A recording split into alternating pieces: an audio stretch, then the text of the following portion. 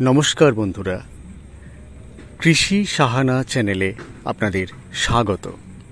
আজ আলোচনা করব প্রচুর ড্রাগন ফ্রুট পেতে কি করা উচিত।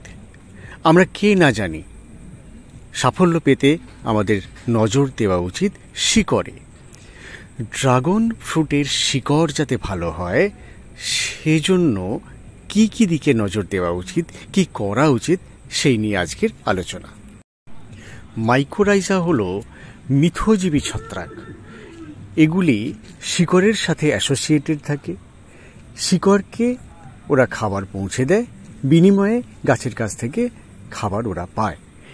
তো এই মাইকোরাইজা শিকড়ের বৃদ্ধিতে খুব সাহায্য করে।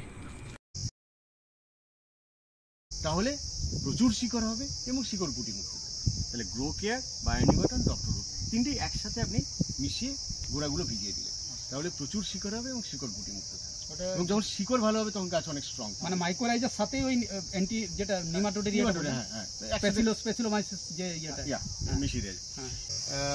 এর মধ্যে আছে মাইকোরাইজা, 1 লাখ আইপি পার 100 গ্রাম, ঠিক আছে। এবং এটা ওয়াটার সলভেবল, জলে গুলে।